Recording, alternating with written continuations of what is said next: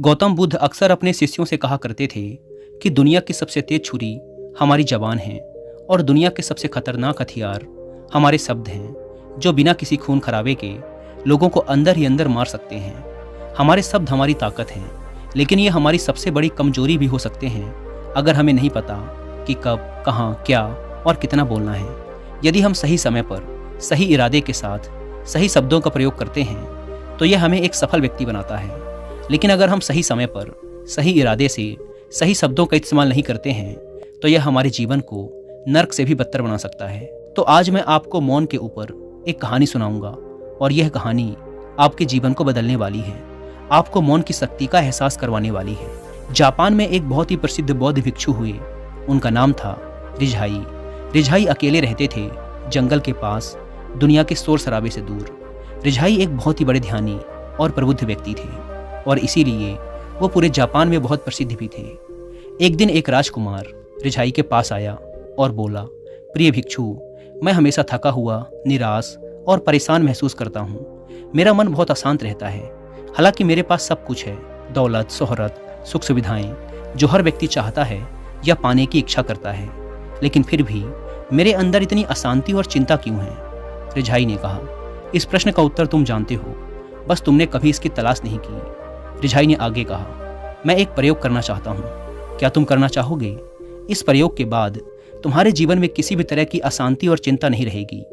यह सब सुनकर राजकुमार बहुत हैरान हुआ। उसने रिझाई से कहा, बताइए मुझे करना क्या है? अपने मन की शांति के लिए मैं कुछ भी करने को तैयार हूँ।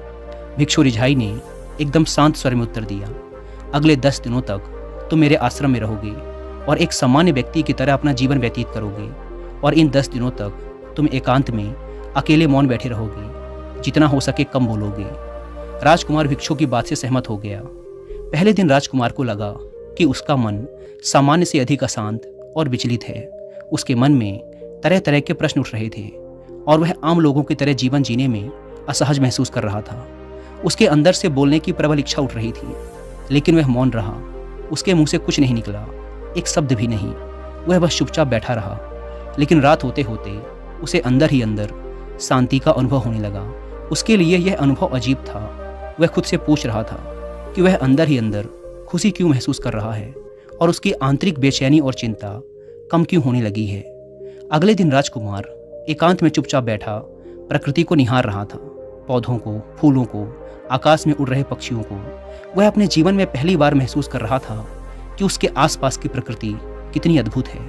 वह दिन भर प्रकृति की सुंदरता को देखता और उसकी शांति को महसूस करता रहा।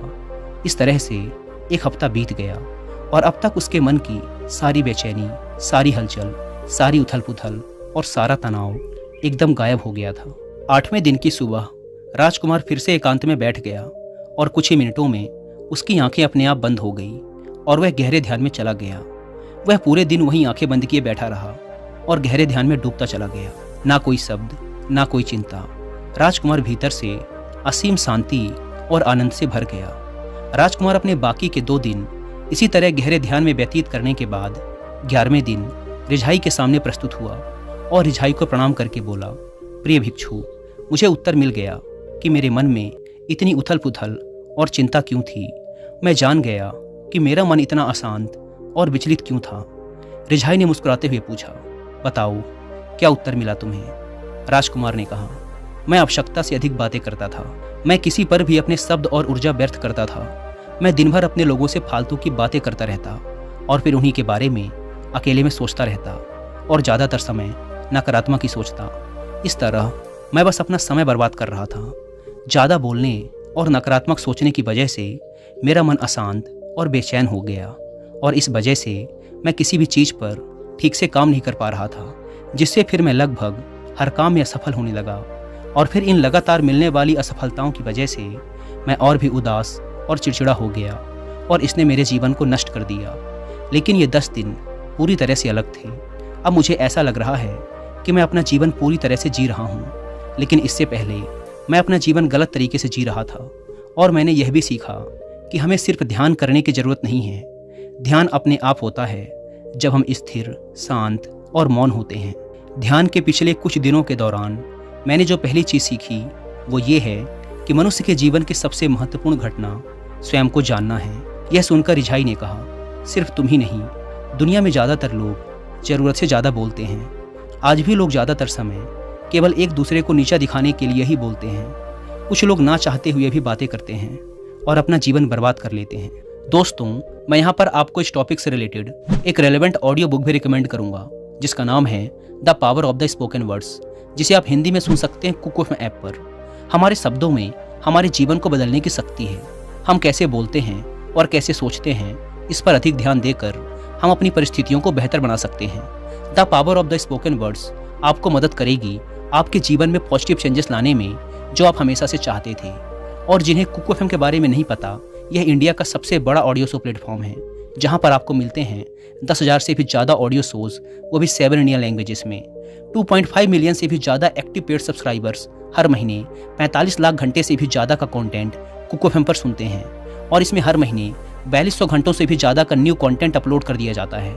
इस प्लेटफॉर्म का मंथली सब्सक्रिप्शन पड़ता है 99 रुपीज़ का, लेकिन अगर आप यूज़ करते हैं कूपन कोड WI50 तो आपको इसके फर्स्ट मंथ के सब्सक्रिप्शन पर मिलेगा सीधा 50% का डिस्काउंट, यानी आपको पड़ेगा 99 की बजाय सिर्फ 49 रुपीज़ का। इस ऐप को डाउनलोड करने की link description and first comment पर मिल जाएगी। आइए कहानी पर वापस लौटते हैं।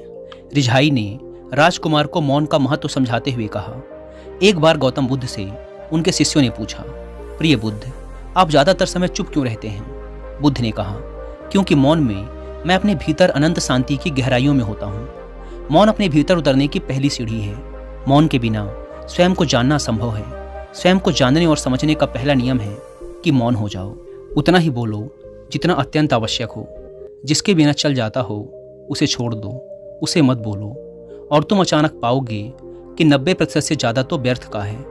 ना बोलते तो कोई नुकसान ना था, बोल के ही गलती कर दी। दुनिया की 90% मुसीबतें कम हो जाएं अगर लोग थोड़ा चुप रहें। झगड़े फसाद कम हो जाएं, उपद्रव कम हो जाएं, अदालतें कम हो जाएं अगर लोग थोड़ा चुप रहना सीख लें। संसार की बहुत सारी समस्याएं, बहुत सारा उपद्रव सिर्फ बोलने से पैदा होते हैं। सारी बात मौन सीखने की है। जब तुम नहीं बोलते तब तुम एकांत में अकेले हो गए, भरे बाजार में भीड़ में खड़े हो। नहीं बोलते हिमालय के शिखर में पहुंच गए। जिसने मौन की कला जान ली वो भीड़ में भी अकेले होने की कला जान लेता है। वो अपने भीतर ही डुबकी लगाने लगता है। एकांत में तो आदमी स्वर्ग में है। दूसरे की उपस्थिति ही बेचैनी पैदा करती है। पहले तो मौन को साधो। पहले तो अपनी ऊर्जा को मौन में उतरने दो, गहराने दो मौन को, और उस स्थिति में पहुंचो कि बोलते ही लगे बेईमानी हो गई। जब दूसरों की मौजूदगी से तुम ऊब जाओ, परेशान हो जाओ, तो उचित है कि आंख बंद कर लो और अपने में खो जाओ। वहाँ से पाओगे ताजगी, क्योंकि तुम्हारे जीवन का स्रोत वहीं छिपा है। वो किसी दूसरे में नहीं, तुम्हारे भीतर है। तुम्हारी जड़ें तुम्हारे भीतर हैं। आखिर कौन तुम्हें तुम्हारे भीतर लेकर जाएगा? कोई नहीं। तुम्हें स्वयं ही अपने भीतर उतरना पड़ेगा। इसीलिए अपने भीतर जाओ। वहीं परम राज्य है जीवन का, वहीं स्रोत है आनंद का। वहीं से जन्म हुआ है, वहीं मौत में डूब जाओगे। वहीं तुम्हारा सूर्य उगा है, वहीं से अस्त होगा। उसमें बार बार डुबकी लो। जब भी तुम डुबकी लगा के लौटोगे वहाँ से, तुम पाओगे फिर ताजे हुए, फिर जीवन की नई संपदा मिली, फिर नई शक्ति का जन्म हुआ। थकान गई, उदासी गई, चिंता गई। जैसे कोई स्नान करके लौटता है तो शरीर शीतल हो जाता है, शांत हो जाता है। ऐसे ही जब कोई भीतर से होकर वापस आता है, मौन में स्नान करके लौटता है, तो समस्त अस्तित्व, समस्त व्यक्तित्व शांत और मौन हो जाता है, आनंदित हो जाता है। जब तुम आंतरिक मौन की उस पराकाष्ठा पर पहुंच जाओगे, तब तुम पाओगे कि बोलने से भी तुम्हारा मौन खंडित नहीं होता, वह बना ही रहता है। उसकी एक अंतर्धारा लगातार तुम्हारे भीतर बहती रहती है। तुम बोलते तो हो, लेकिन अपने से छूटते नहीं। तुम शब्द का उपयोग भी करते हो, लेकिन वो तुम्हारे मौन को खंडित नहीं कर पाते। एक बार गहरे मौन में स्थिर हो जाओ, फिर तुम्हारी वाणी में भी सुगंध आ जाएगी। फिर तुम्हारी वाणी में भी एक विशालता आ जाएगी। तुम्हारा बोलना संगीत पूर्ण होगा, तुम्हारा बोलना सत्य होगा। तुम बोलोगे तो दूसरों पर भी शीतलता छा जाएगी। जैसे ही तुम अंदर से चुप होते हो, तुम इतने शक्तिशाली होने लगते हो कि समाज की निर्भरता तुम छोड़ने लगते हो, और तुम्हारे जीवन में एक मस्ती आती है जो केवल दीवानों के जीवन में होती है। तुम्हारे चेहरे पर एक नई रौनक आ जाती है।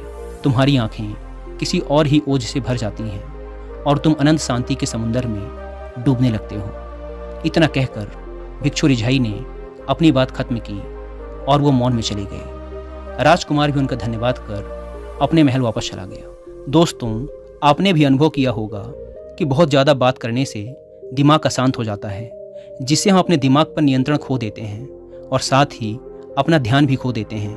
जो लोग बहुत ज़्यादा बोलते हैं उनके पास किसी एक काम पर ध्यान केंद्रित करने की काबिलियत नहीं होती। वो अपने किसी भी लक्ष्य पर पूरी तरह से केंद्रित नहीं हो पाते, और अगर हम केंद्रित नहीं हैं तो जीवन की सच्चाई को समझ नहीं पाएंगे और ना ही कभी मनचाही सफलता हासिल कर पाएंगे।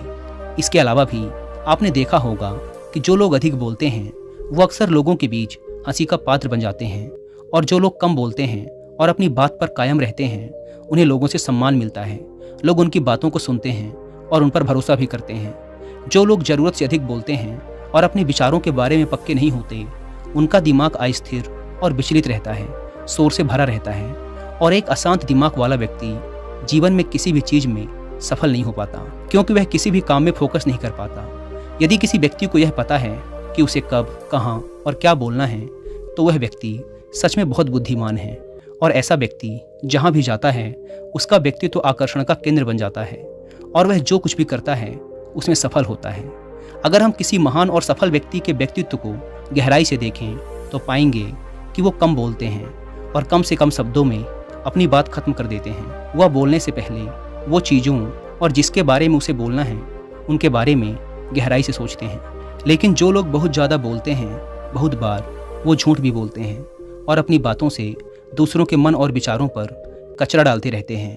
वो ज़्यादातर समय दूसरों की बुराई करते रहते हैं, इसीलिए उनके अपने भी उनसे नफरत करने लगते हैं और उनसे बचने की कोशिश करते हैं। हमारे भारतीय उपनिषदों में कहा गया है कि हमारे शब्द वास्तविक ब्रह्म शक्ति हैं। मौन से धैर्य आता है, धैर्य से ध्यान, और ध्यान से हम अपने जीवन के बारे में जागरूक हो जाते हैं। इसीलिए अगर हम ज़्यादा बात करते हैं तो हम मौन को खो देते हैं, जो मन की शांति का पहला स्तंभ है। दोस्तों, आज से हम भी मौन का अभ्यास करते हैं। आज से हम भी वही बोलेंगे जो ज़रूरी है, और हम कोशिश करेंगे कि कम से कम शब्दों में अपनी बात खत्म करें, और हो सके तो कोशिश करेंगे कि रोज़ कम से कम 30 मिनट एकांत में चुपचाप बैठें।